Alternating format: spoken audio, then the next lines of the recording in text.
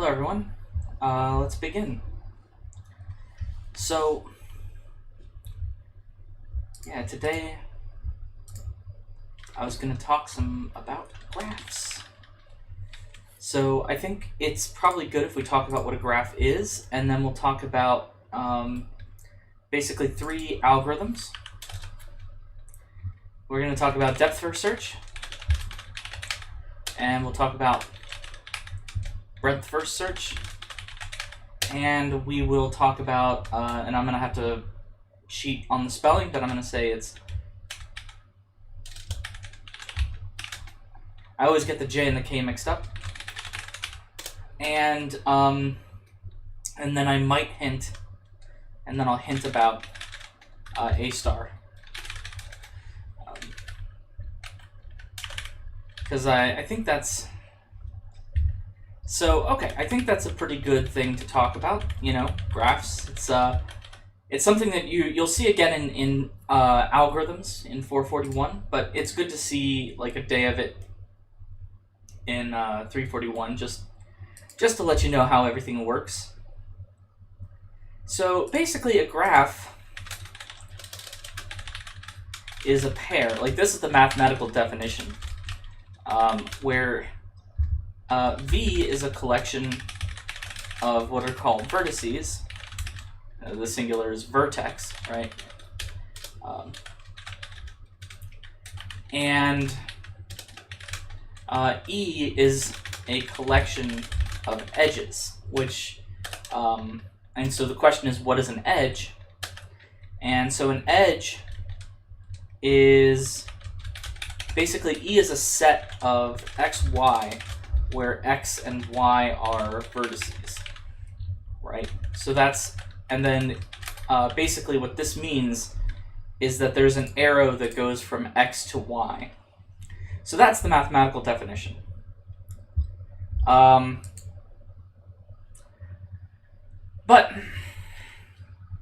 how do we really think of graphs in computer science? We generally think of them as basically dots and let's see if I can make that circle a bit more uniform. There we go. We basically think of them as dots and lines, right? So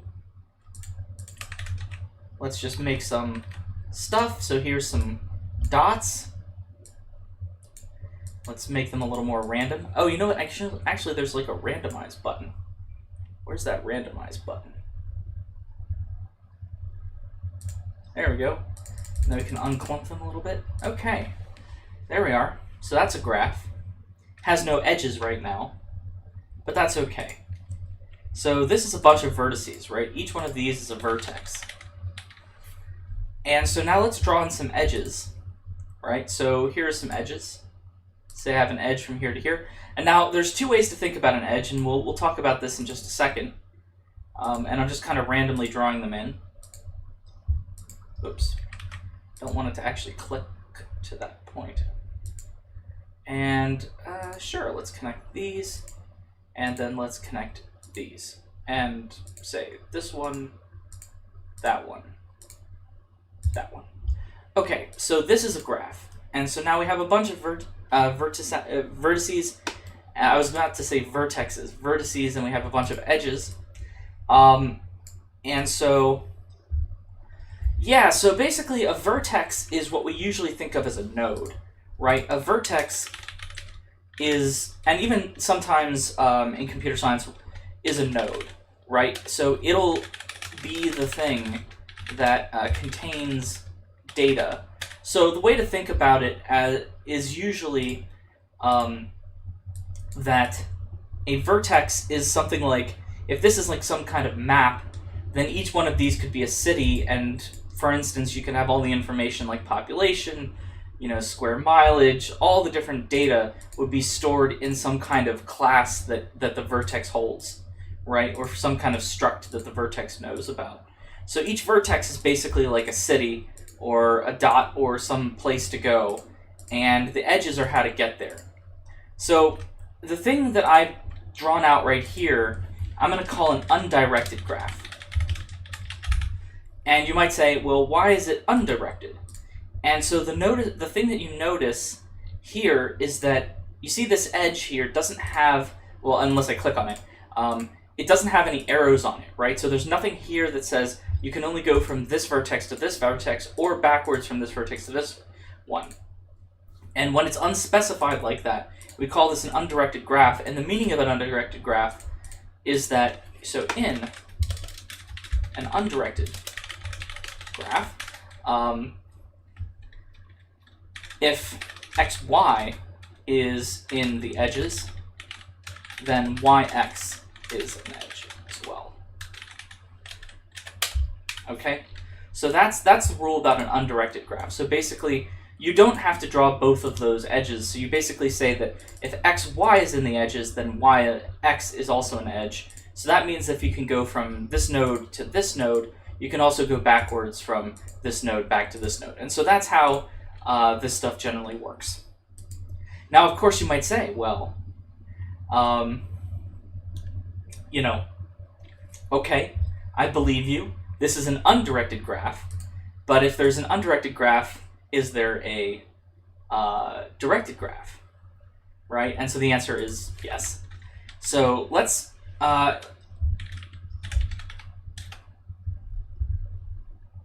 so let's draw some directed graphs.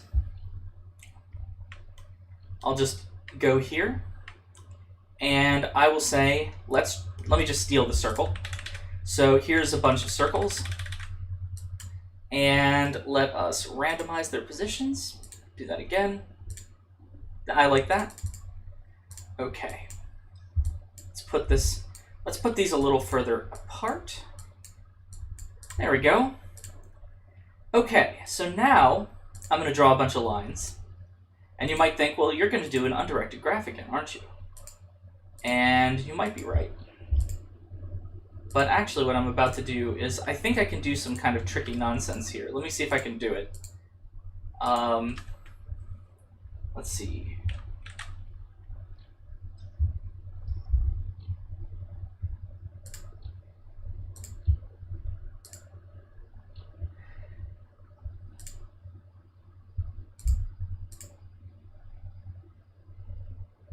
I think I can do this. Yeah, that looks good. Right, so I was just making sure that I could drag select a whole bunch of these edges. Let's make it a different color so it's easier to see. I might.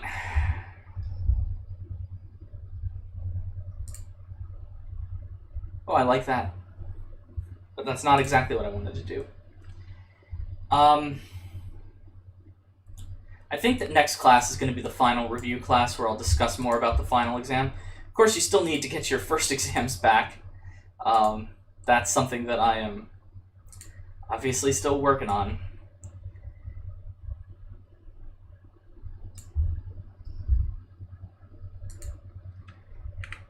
Whoops, I didn't want to escape. I wanted to actually do it. Come on, let me do this.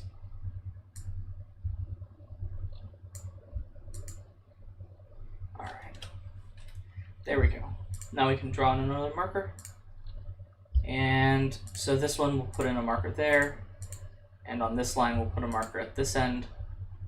So if you have a directed graph,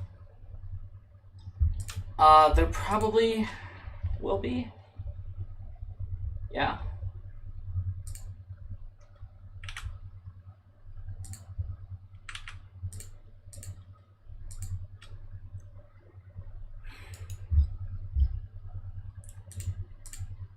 And then let's keep drawing some edges.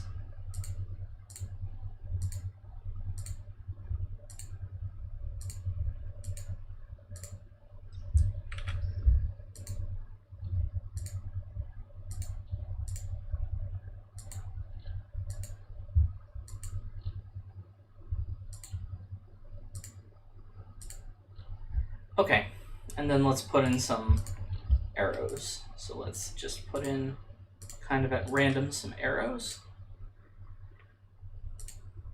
like that. Why doesn't it? Okay, there we go. I don't know why this one wanted to draw it in here, but anyway, whatever. So this is an example of a directed graph. And so we see that the definition of a directed graph is almost the same as the definition of an undirected graph.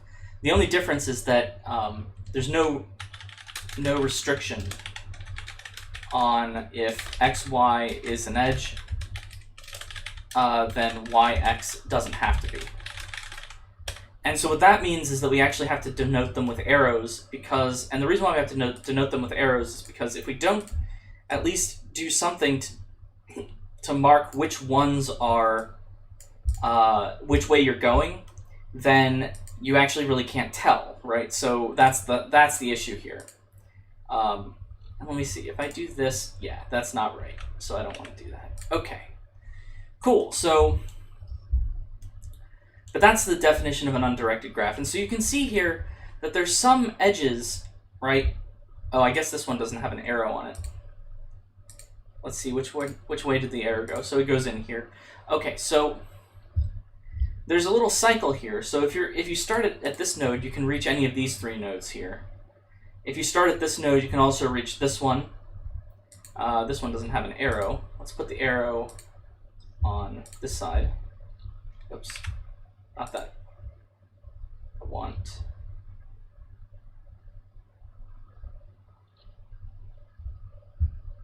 This one? No. Maybe that? No. But okay. So basically this one, the only way out is to go this way. And then you notice that this node right here has an issue, right? It's not actually like a theoretical problem with graphs. It's just something that can happen. So you can notice that, for instance, this node right here, or this vertex right here, cannot, what should we say, cannot, does not have any exit paths. So you can't leave, right? If you have a path that ends up here, you get stuck. Unlike in an undirected graph, where if you start here, you can go here, then you can go back, then you can go here and back. So there's no restriction. But here in a directed graph, the restriction is basically that you're not permitted to go against the direction of any arrow. So for instance, here with this arrow here, with all 3 of these arrows, they're all pointing into the node, and so there's no arrow that's pointing out of the node, so this node is like inescapable, right? And so does the same apply? Where do we have any other things? This is another inescapable node, right? There's 2 ins but no outs. This one you can go here. This one you can go here. If you went to this node, for instance, you couldn't do anything else but to go to here. And if you went to there, you'd be stuck. So you basically here have a choice. You can either stay where you are, or you can get stuck just 1 node apart. Here you can go in and you can go out, so you're not stuck there. This one you can leave, but you can go to the stuck node. And here you basically have a cycle. So this is what's so this is kind of, I think, a pretty general notion of a directed graph. So now that I've said those 2 things, I'll talk about at least. Actually, let's just look at our syllabus for a second. Right? Let's see. 341 syllabus. And just see what's going on. Okay.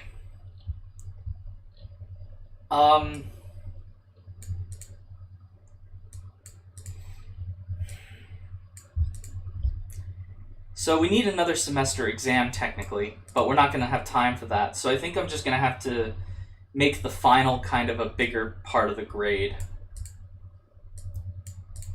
I think I will release at least 1 or 2 more homeworks maybe. Really quick little things, just so that we can get at least 4 homeworks in.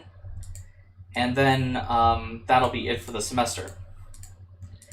You know, I delayed the first exam because of the Project 2, and then, yeah, we just didn't really have time for a second exam once I did that, so I think we're just going to have to add 9% to this one. We'll try to make the final exam something reasonable. I can release the stuff that I have from previous semesters that I did for the finals then. It's a little bit hard to know. Yeah, I think the final exam is going to be similar to exam 1. I might release it in like 2 parts or something. We'll have to see.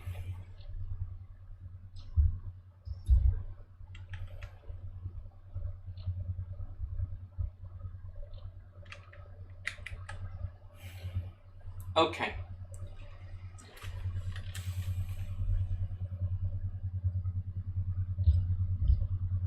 Actually, where is that? Here it is.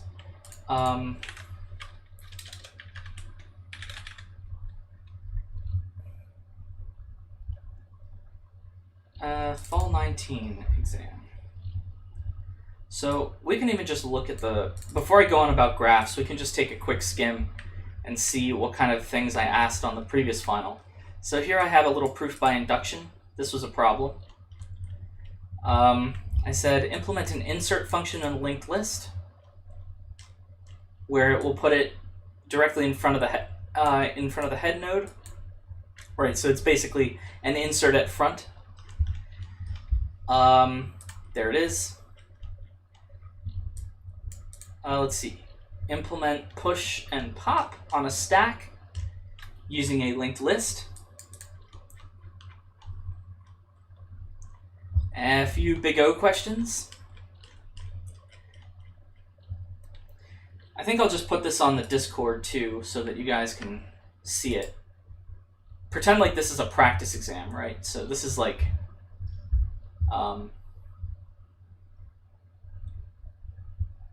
let's see, where is it? Here it is. Okay.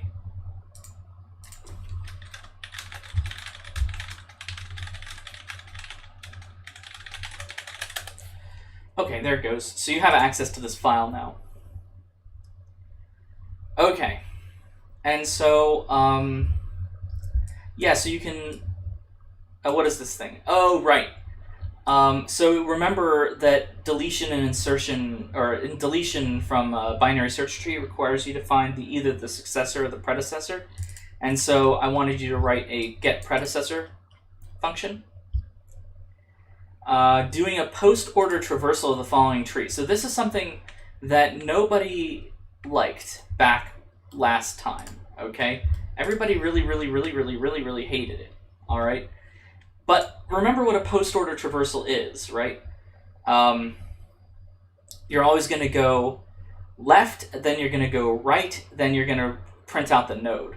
So a post-order traversal would be left, and then you go left, and then you go left, and so then you print out 22, then you print out this 23, then this 23, right?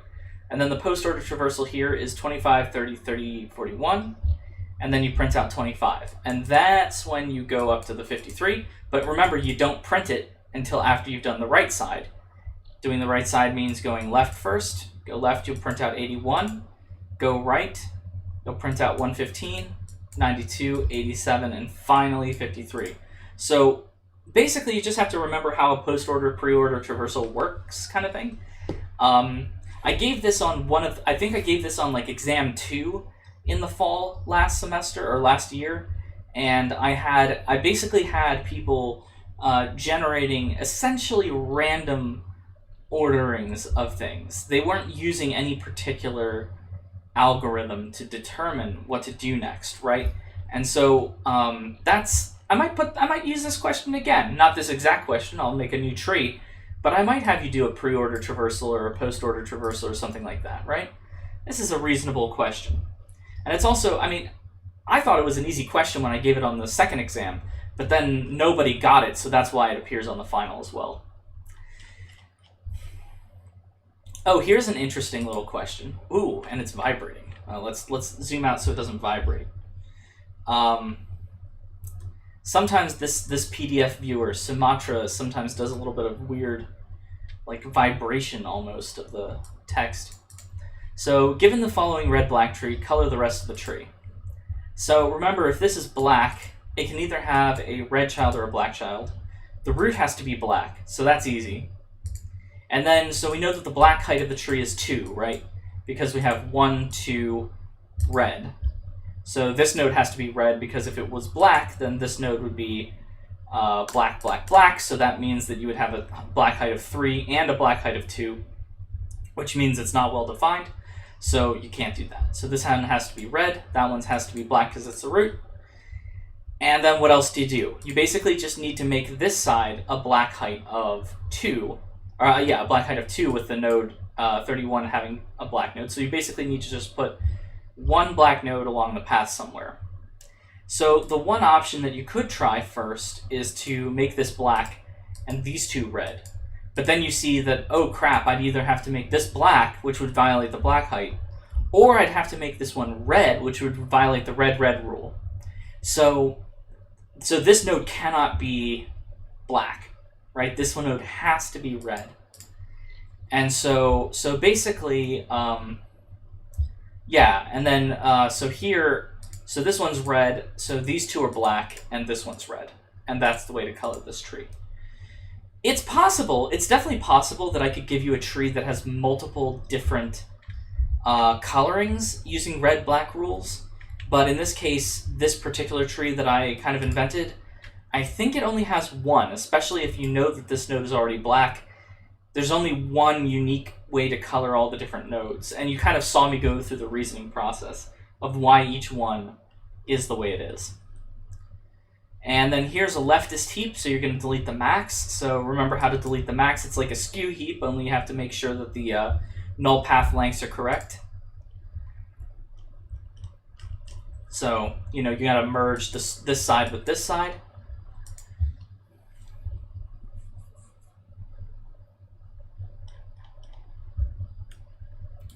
And we'll go through these more carefully next time, probably, and then I'll go through also the practice tests. So here's something where you have to show a merge sort.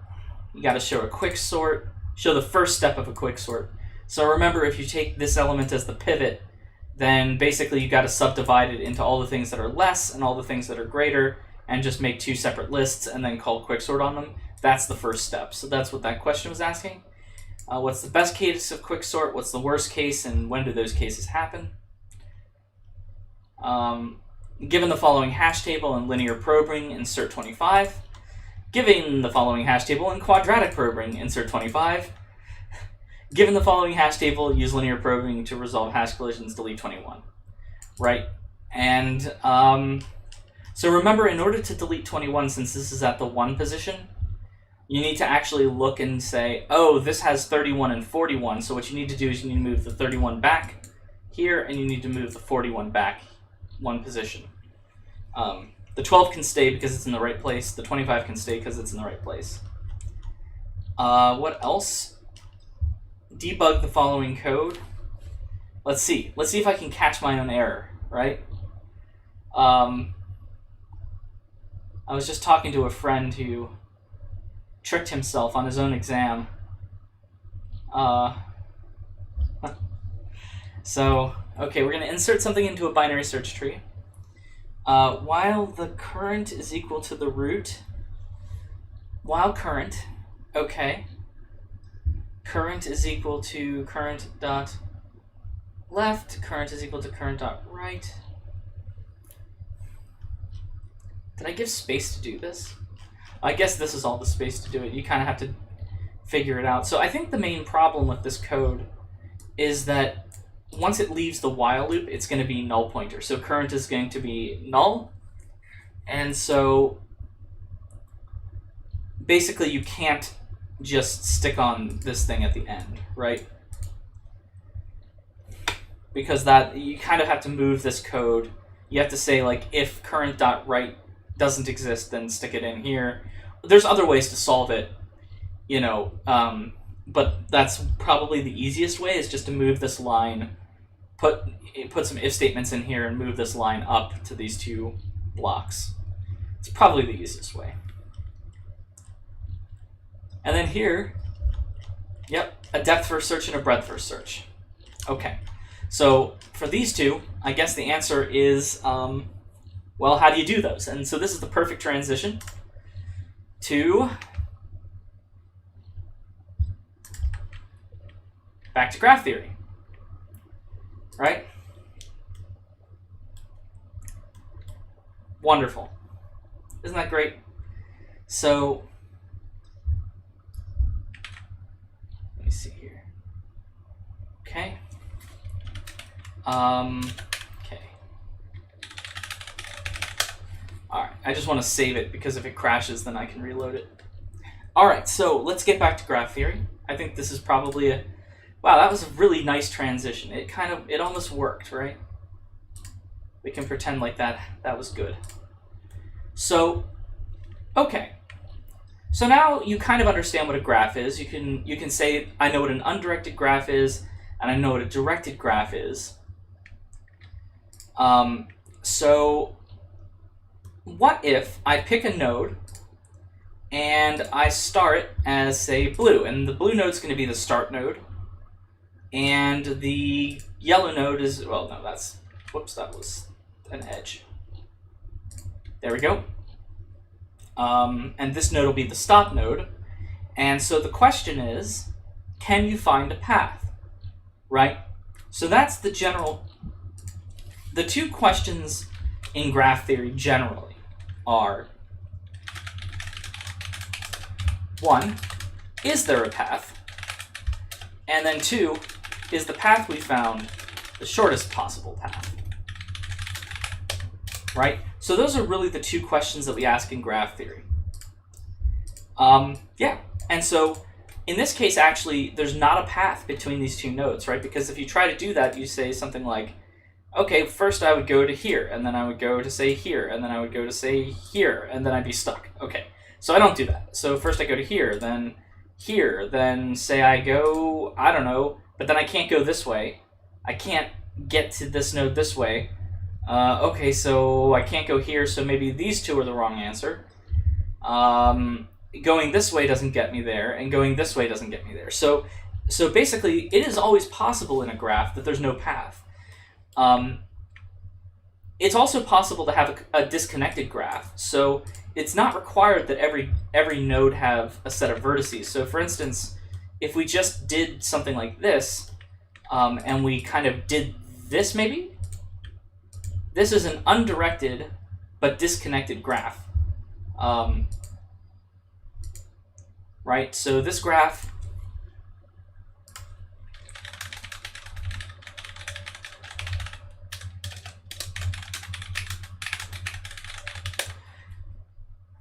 and so a connected graph just means that for any node you pick, there is a path to any other node.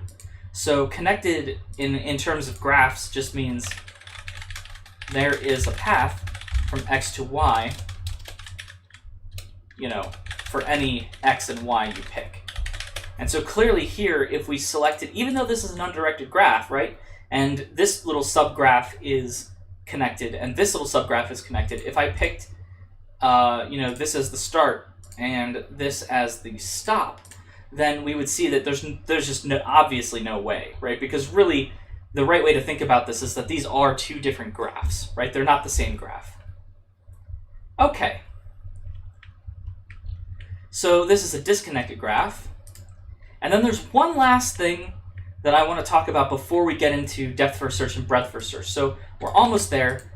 Just a little bit more terminology.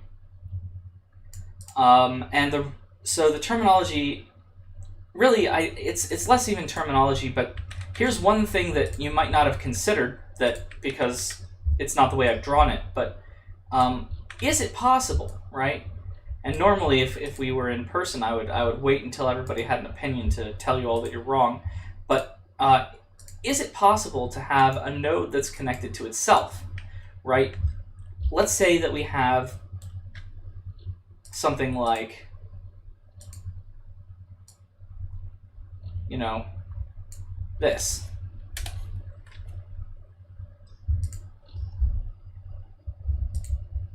Right? Is this possible? Well,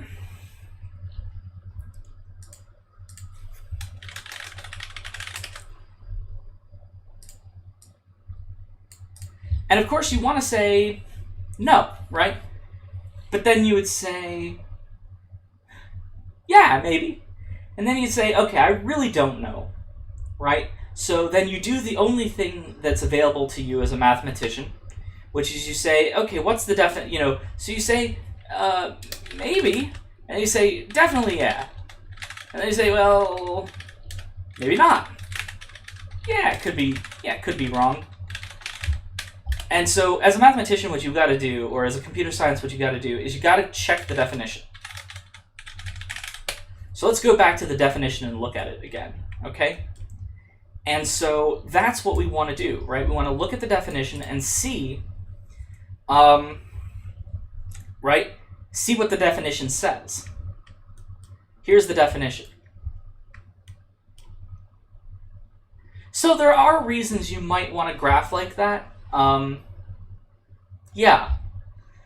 So if you ever deal with automata theory, that's like 451, and talk about finite state machines, there are operations you can. So a finite state machine is basically a graph where you have a position in the graph, and then whatever comes in as your calculation operates on that graph.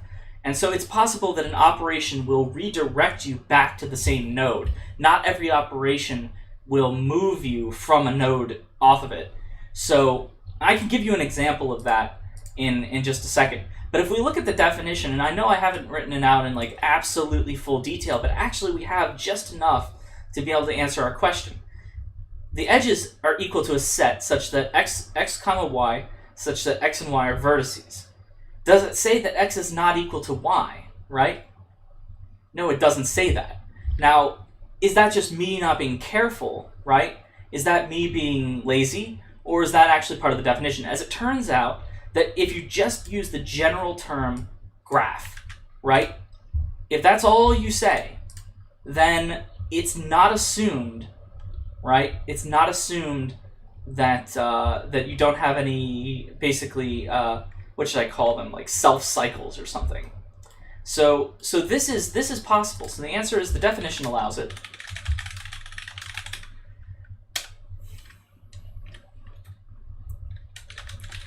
So maybe we should say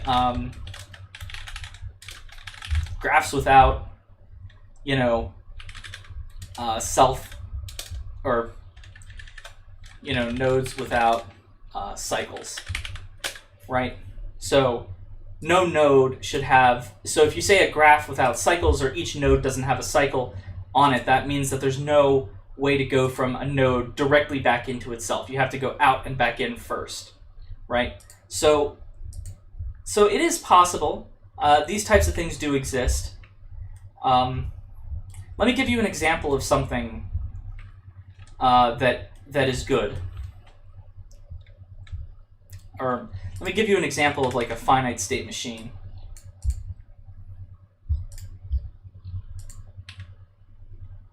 And so this will be the node called A. And let me make it a little prettier. There we go.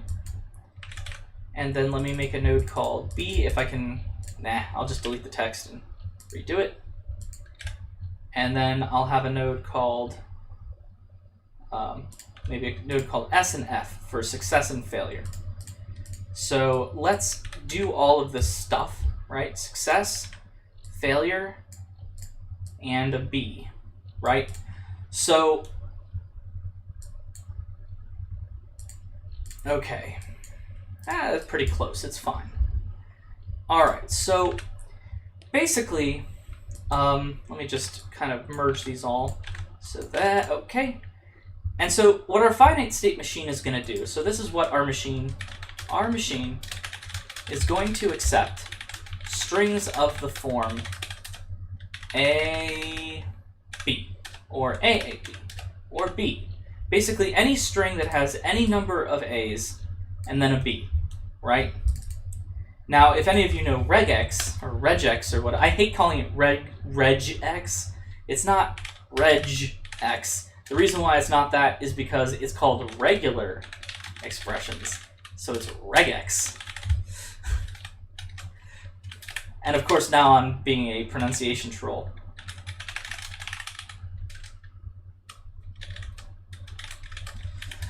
Okay, so what we're going to do is we're going to basically accept A star B, right? This is going to be our regex expression, which just means any number of A's, including 0. The star just means that you're going to allow the symbol to repeat. And then we want a single B, and then that's it. So this is our little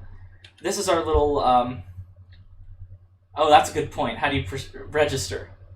Register. Yeah, but regular register. Ah, crap. Well, if it was register expressions, then I would call that regex or regex. So yeah, so if it was register expressions, you'd be right, and I would give in. Okay.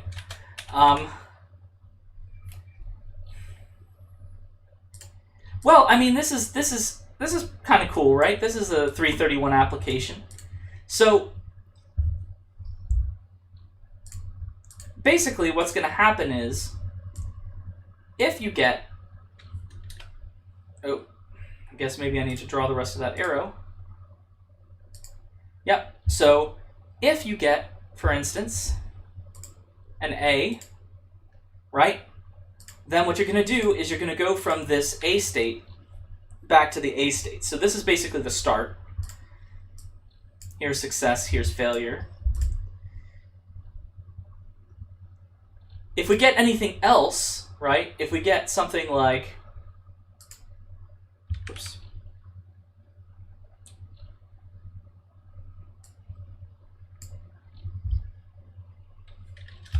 There we go. So this is basically else, right? Anything other than A or B is going to go to the failure state.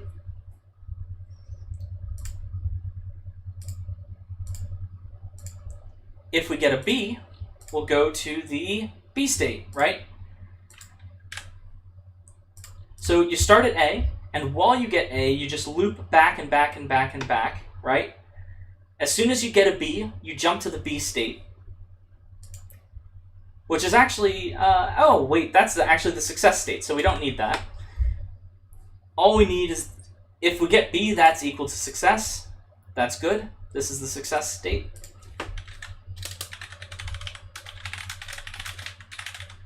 And then F is just the failure state, right? And so this is basically one of the most simple finite state machines that you can build, but you see that in this finite state machine, you have a graph, and the graph has some like self-cycling nodes, right?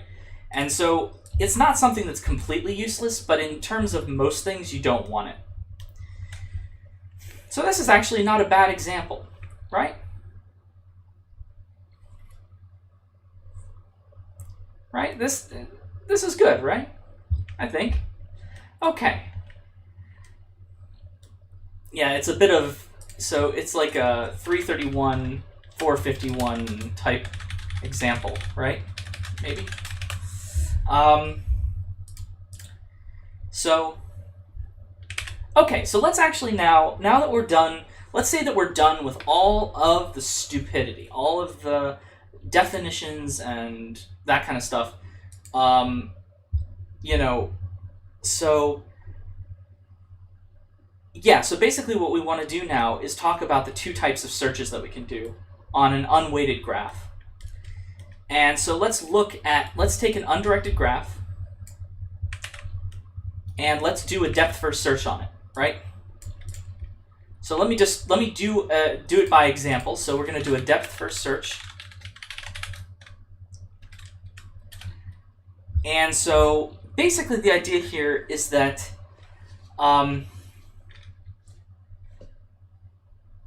what should I say? The depth first search is going to go by depth first. So it will always so it's always going to I guess the right way to say it is it's like a stack. Okay? I think that's the best first order explanation or zeroth order explanation of depth first search. It's like a stack. So let me explain what I mean by that. Okay? So first thing we're going to do, let's say that this is our start node and this is our end node, right? So and let's give these nodes all colors so that we can tell them apart. Oh, this is going to be fun. I like this. I'm liking this more and more. I'm glad I used this program. Yellow. Well, no, that's too close. Let's make it this like off shade of like Disgusto yellowish, blackish color. We can just call that, you know, vomit. Okay. So I picked 2 types of green because I'm terrible. Is there a good brown color maybe? Yeah, that's a better brown, and then maybe something like this. That's perfect. Look at that. That's great. So we're going to start by pushing the yellow node onto a stack. Okay, so here's our stack, right? And then we actually want to make it no fill. All right, so here's our stack. And so at the current time, we have the yellow node on. So the yellow node is going to push on. So basically what we do, the rule is you pop off whatever is on the stack, and then you push on children. Okay? And there's a secret rule, but I won't get to that yet. I'll get to that in one more step. So what happens right now is we pop off yellow. I'll put it over here. And we push on orange, and we push on, say, purple. I'll push on purple on the top so that we get unlucky in a way. Okay? Because if you see, if we went right to orange, we could pop it off and get to tealish, bluish color, and then we'd be done, right? So we'd be right at the end. So basically here, now we have our stack, which I don't know what yellow is doing. Yellow's not on the stack, but it's just sitting right here. Orange is sitting here, but it's not on the top of the stack. Purple's on the top of the stack. So we'll pop purple off the stack. I'll put it here. And then we put its children on the stack. So technically, you might say, and this is where the third secret rule comes in, we put, say, red on the stack, and then we go back to yellow and we try to put yellow on the stack, right? And you don't want to do that, okay? So you don't want yellow back on the stack. And the reason is because I think it's pretty clear that if you did that, what would you end up with, right? You would end up with an infinite cycle, right? Because then you would pop yellow off the stack and you'd push on orange and purple again. So orange hasn't been seen yet here, so orange is down here and purple is here. And then you would pop off purple again and you would put on what? You know, I guess if you had yellow and this on the stack, right? So if you had purple, let's see, what was I doing? Let me undo so that I can see what I was actually doing. Okay, right. So if you had purple on the stack here and you pop this one off, then the thing is that you got to put on another red and another yellow, which then gets popped off and puts on another orange and another red, right? Why are you pushing and popping? Well, you'll see when we get to the destination. So I'm just saying that this is the rule, right? You don't know why you're doing anything yet. So the other rule, don't push anything that was on the stack before. Okay? So those are the 2 rules for depth first search. One is you pop off whatever's on the top of the stack, you push on the children. And the second rule is don't push anything that was on the stack before. And that will prevent you from having these infinite cycles, right? Because here, you see that this is going to lead to an infinite cycle. Because you're just going to keep pushing on orange, red, orange, red, orange, red, until eventually, you know, you're just full of nodes, but you never get anywhere. So, okay.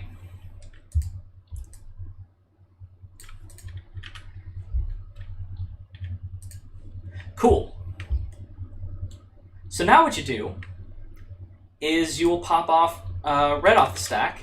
So red comes off, and red's children go on. So purple tries to go on, but purple's already been visited, so you don't push purple back on. So in this case, you're just going to push this teal node on, right? And now you might, at this point, you might be able to detect that it's the answer, or technically in the depth first search, you might actually not be able to detect that until you've done a little bit more searching. So, but yeah, basically once you find this node, now we found the node, so now we know we're good, right? So yeah, once you pop this off, you say, okay, we have a path from yellow to teal. Right, so that's the point of depth first search. Okay, so depth first search is just a way to find yourself a path. Now, here's the thing about depth first search: it doesn't always find you the shortest path. So, for instance, here, if let's draw another graph. Actually, let's just steal this graph and draw another one. So I'm going to say, let's see here. Let's move this node out here. Let's make this a different color. Let's connect them like...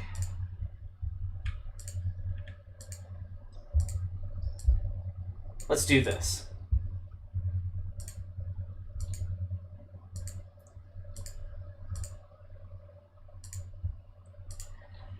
So if you ask, like, what's the shortest path from yellow to teal, right?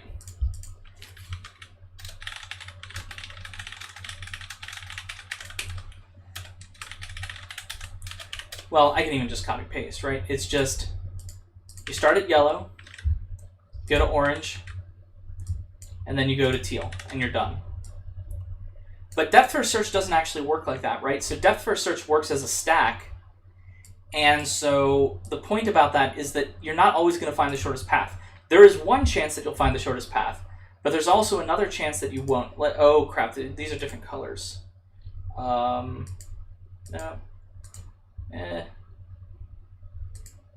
Is there... That's fine. Okay. So let's build our stack again, and let me show you something else that depth first search can do. So the first thing that we're going to do is we're going to push on yellow, right? And so then we pop off yellow. Now that's on the visited list. And now we push on, say, and let's push them on in this order. So we push on orange, and we push on purple. Okay? So that's how we're going to do it. And so what we're going to do now is we're going to pop off purple, and we're going to push on red. And so you say, well, why don't I push back yellow? Because we've already visited that, so we don't do that. So then you say, okay, cool. Now I pull off red and pop on this one, or push on this one. Then I pop this one off and push on green. And then I pop this one off and I push on pink-ish color. Then I pop that one off, push on tannish cream color or whatever, pop that off, push on teal. That's the answer. So when this algorithm backtracks, right? And so how does it backtrack? What it does is it says, like, what node did you come from? And so basically it says, oh, I came from teal, or not teal, I came from cream color, and I came from pinkish, and then I came from green, then I came from brown, red, purple, all the way back to yellow. So you see the problem here is that depth first search is going to find the path, but it finds this longer path first, at least if you push on purple. And the thing is, you don't necessarily know which one to push on first. Sometimes there's rules in your graph, and sometimes there's just, it's impossible to tell, right? If I covered up the rest of the graph and I just said, you know, all you can see from yellow is that there's a purple node and an orange node connected. You don't know anything about this connection here. If I say that, then the point is that you don't know which way is the fastest path. So you might pick this one, and you might say, okay, purple. Then if you pick this path, you put yourself on a course where you will find the answer. But you're not going to find, essentially, since there's only really two paths here, you're going to find the longest path, not the shortest path. So it's possible that you'll find all kinds of different paths when you do this. So, okay, I think let's pull up another visualization.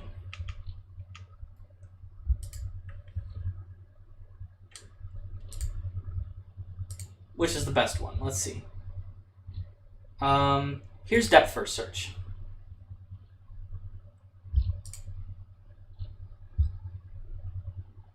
Okay, let's see. Let's make it slower.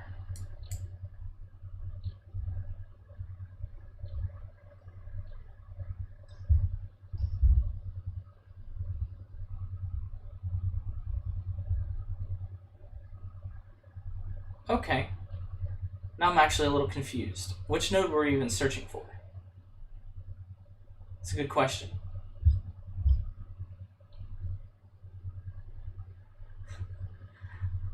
Oh, okay, we were searching for 8, I guess.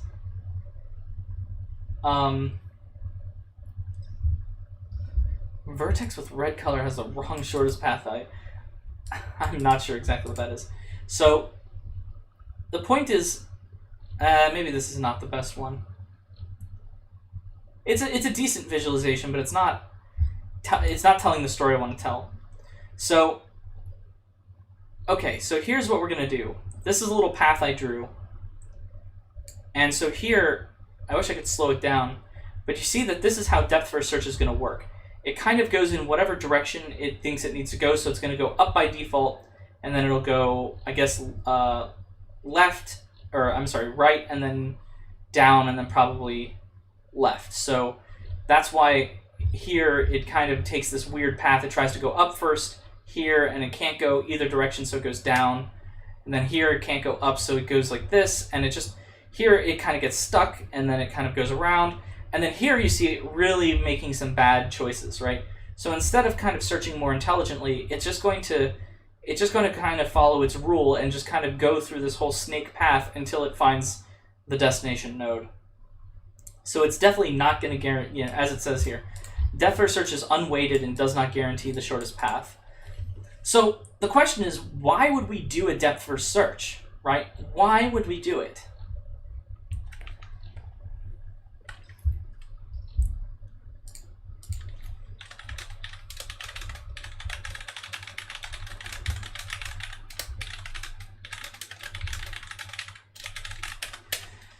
So the answer to that is actually kind of, it's interesting, because if you think about it, there's two things that we're concerned with here, right? We're concerned with, one, the path length, right? We want that to be short. But two, we're concerned with runtime, which is how long does this algorithm run before it finds an answer,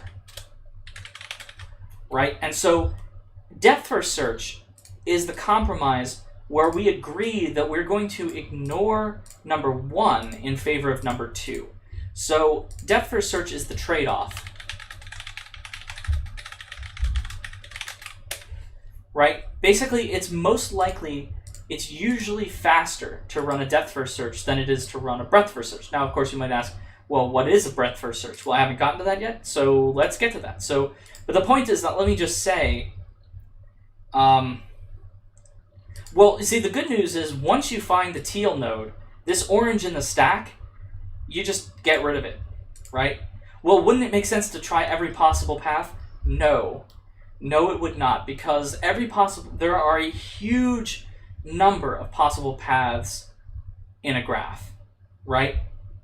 There's a huge number of possible paths in a general graph. And so if you chose to try every path, then that's going to really, you're never going to finish, you know? So basically, so now let's talk about breadth first search, right? Which is I almost say it's the opposite of depth first search, and it kind of is. So let's do another example on the same graph. Let's just copy paste it. So let's do a breadth first search now.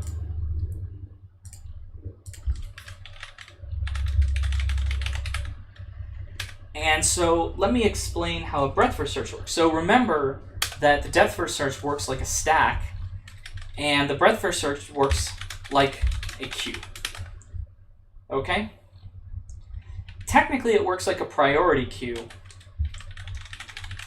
but then that's actually called Dijkstra's algorithm.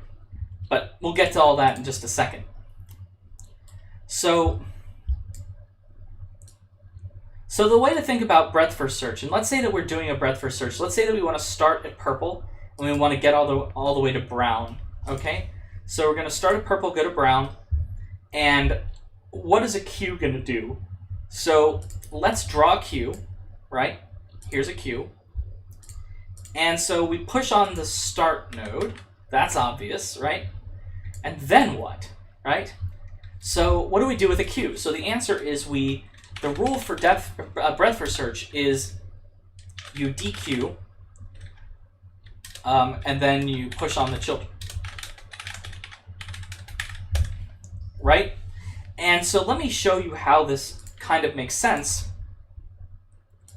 And so here, if we dequeue this, then we're going to push on, say, yellow, and we'll push on red, and so yellow gets shifted up by 1.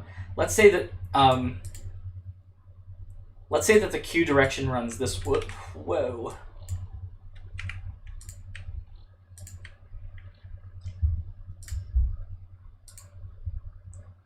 Let's say that this is the direction of the queue.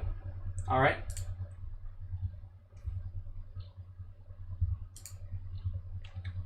So if this is the direction of the queue, then what do we do? Right? We want to pull off, not red, because this isn't like a stack, we want to pull off yellow. And then we shift red up, and then we push on yellow's children. So yellow has the child of orange, right? And then here what we're going to do is we're going to pull off red, and we're going to push on blue. But when we push it onto the stat or queue, right, we have to push it in at the back end. And then when we do orange, right, we'll do orange and push this up. Then we'll push on, technically you would want to push on teal again, but remember, we're going to have the same rule as we did from, so this is the node we're looking for.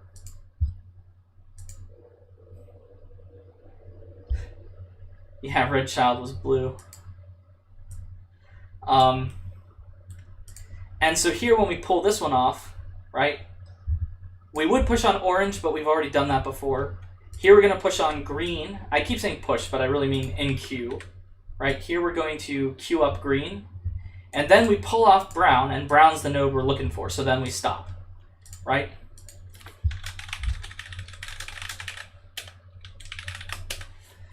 Right?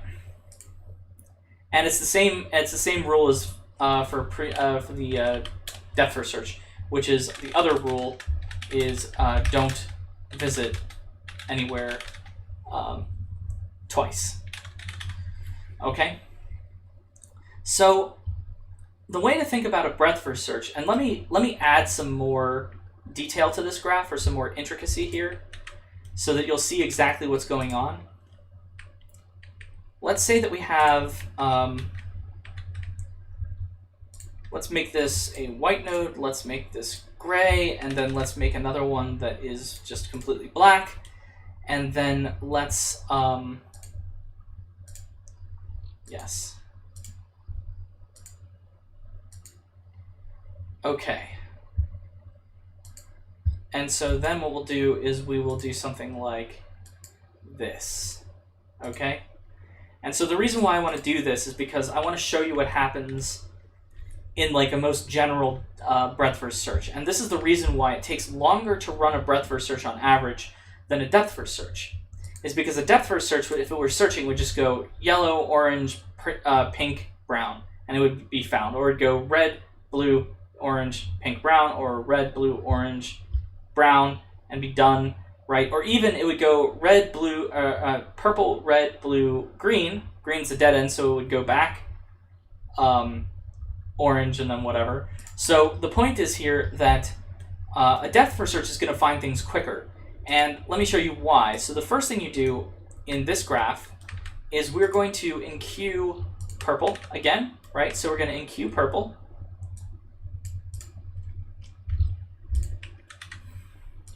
Right? And then the first thing we do is we dequeue purple, and we push on all of its children. Right? So all of its children, let's say that we do it in kind of the dumbest possible order. We'll do red, then we'll do white,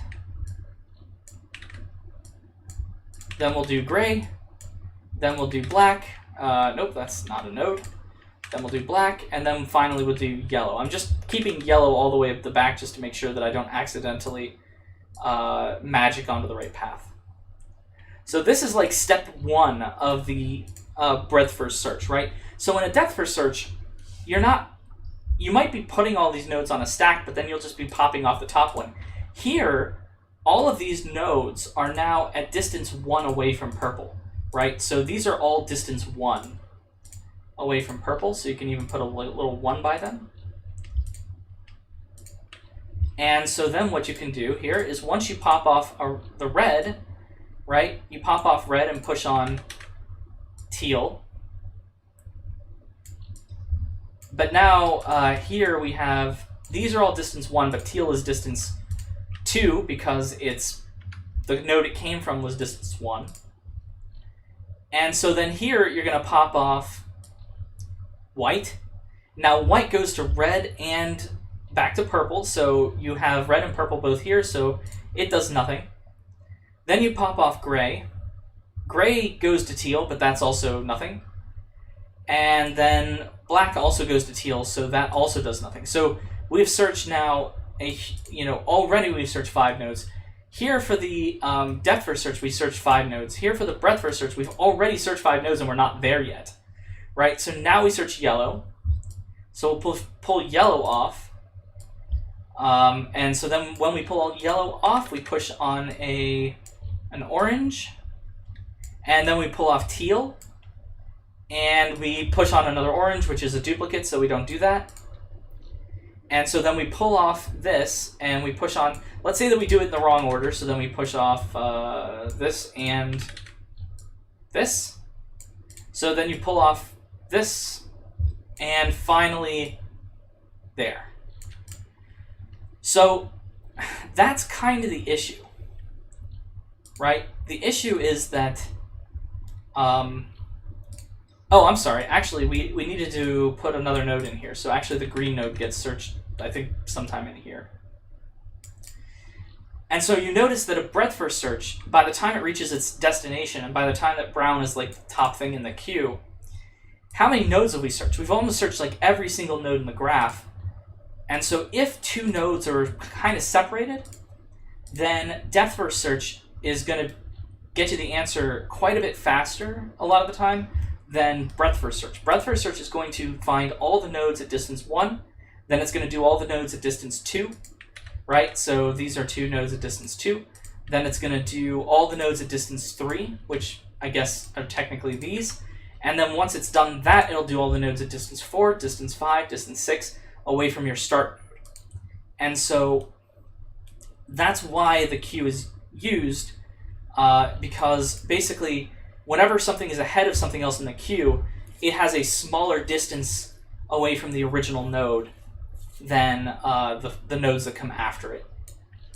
And so here we see the problem with breadth first search. The problem with breadth first search is that, and so it did find it. So let me promise you, it did find the shortest path, because in order to find the path, what you do is you trace back and you say, okay, here, this is distance 3, so now I'll go to the distance 2 node, which I know there must be 1, and then I'll go to the distance 1 node, and then I'll go to this one. So this did find the shortest path, right?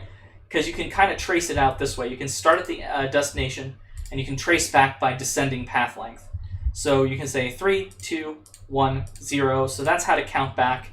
That's how to determine the shortest path. So it did find it, right? Breadth first search. Whoa, that's Russian.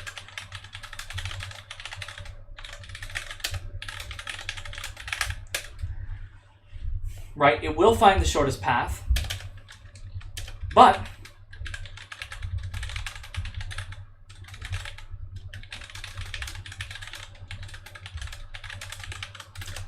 okay, so that is the fundamental, this is the fundamental kind of difference between a depth first search and a breadth first search. In breadth first search, you use a queue.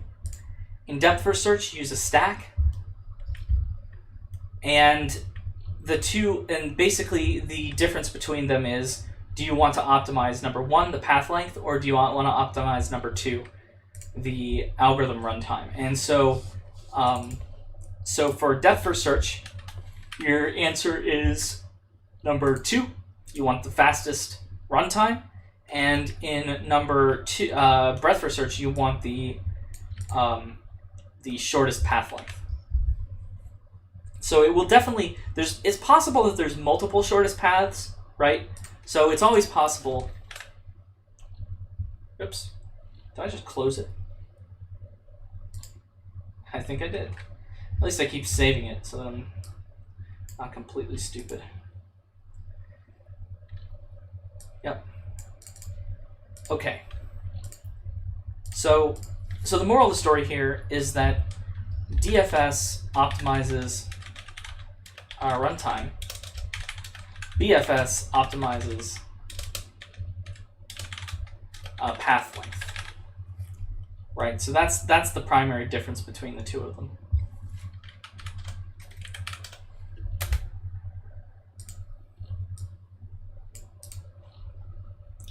Okay. So, all right, so let's, I would say let's look and run the breadth first search here. And let me show you why breadth first search is longer. So you see that depth first search kind of was able to, it did a little wiggling around the end here, but it mostly just kind of went straight out, and then it kind of found the target, and then it found the path. So it's not a good path, but it found a path. But here's breadth first search. So you notice here that it's basically adding on each node, which is a distance 1 greater at a time. So the queue is basically, like, the queue is what's happening at the very end here. And so this finds the shortest path. But you notice, like, a depth first search searched like maybe 10% of this grid, right? Whereas the breadth first search searched like 90% of this grid, right? Every like tealish bluish node has been visited at some point. And so you see that this is definitely a lot longer in terms of the runtime than a depth first search. Now, of course, you can always make cases where a breadth first search might be better. For instance, like if I did something like this, and then I did a depth first search on it. Let's see if we do a depth first search here. It could be that this is going to search almost this entire space here before it... Nope, okay. It still is going to do way faster than a breadth first search, because it was able to move out. So if it unlocked itself and just moved down, or if it moved back, right? This was the pivotal random step that made it good. The rest of the steps are kind of bad. So out here, you see that this is not great. But at least it did it quickly, right? Whereas with a breadth first search, you see that it's searching every node at distance like 1, then distance 2, then distance 3. This is like distance 20, 21, 22, or whatever, right? So it keeps searching increasing distances until it finally finds the node that it's looking for, and then it finds the shortest path. So it's always best to have a shortest path, but yeah, there's a lot of recursion that goes on here. So there's really two ways to do it. So when you actually write the algorithm,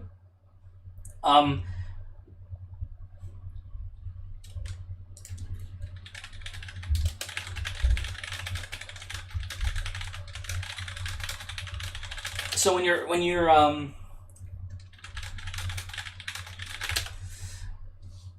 writing the algorithm, sorry, I had to reply to a professor. So when you're writing the algorithm, the idea is that either you're going to use recursion for a depth first search, which is definitely good, or you can actually just implement a stack, right? Because when you remember that a recursion, well, like recursive functions operate on a stack, and so actually that stack is kind of working as your depth first search stack. So either way, so basically most recursions can be either implemented as a stack. Yeah, so I think the way to think about it, and so let's see if this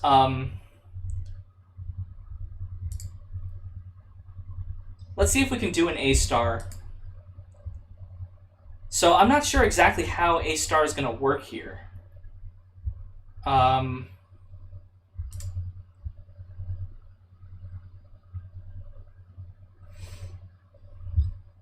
Okay. So A star uses a heuristic function to guess what the best path is. And so basically, like, the way to think about it is that, and I know you don't know these terms yet, but I think basically it works like this. Maybe you'll appreciate this.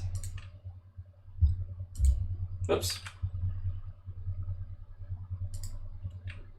There we go.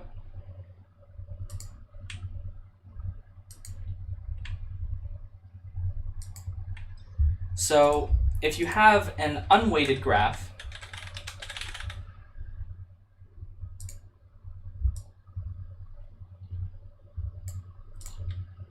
and you want fast, or you want shortest path, right?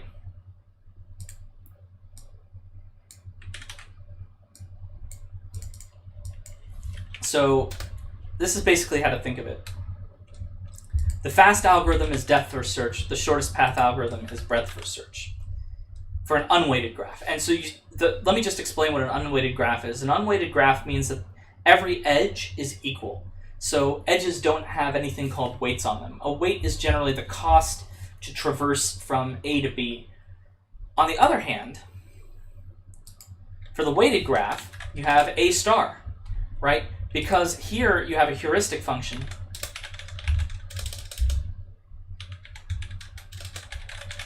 that guesses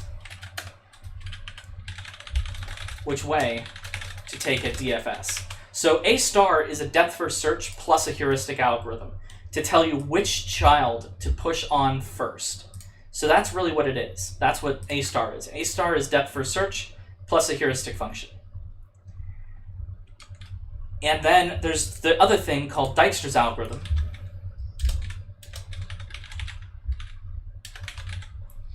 which will find the shortest path of a weighted graph. And so the shortest path of a weighted graph, if you think about it this way, it's not always the shortest path in terms of the number of edges, it's the shortest path in terms of cost. So it's this path that costs the least, or that has the lowest weight. And so Dijkstra's algorithm will find you the shortest path of a weighted graph, and it actually does, it's almost identical.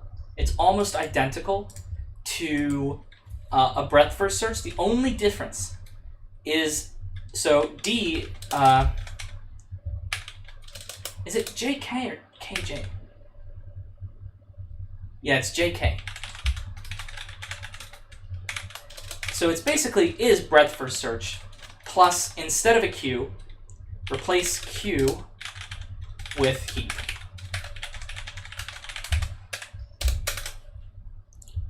So that's the point, and I know that I haven't really covered these two things, but yeah, so basically these are the two algorithms that you'll be responsible for on the final, and we'll go through some more examples about how to do depth first search and breadth first search. If you're dealing with a weighted graph, then if you're going to do a depth first search, you would do A star, and if you're going to do a breadth first search, you would do Dijkstra. And the only difference between them is literally that you replace a queue with a priority queue here, and here you just, the heuristic function tells you where to go next, right? And so that's, I think that's a pretty complete explanation of all of graph theory.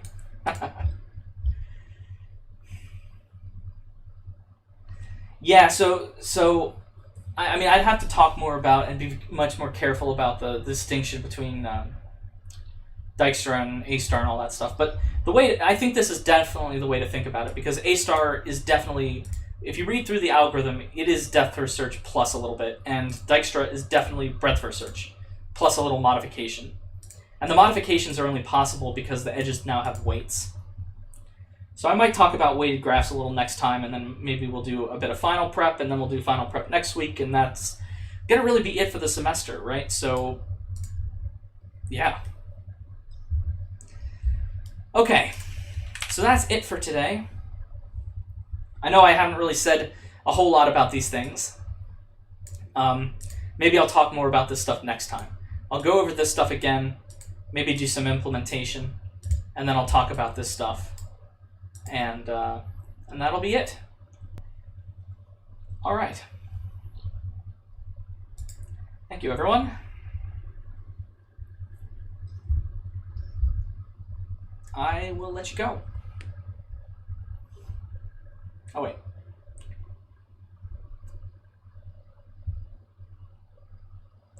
I'm still working on it.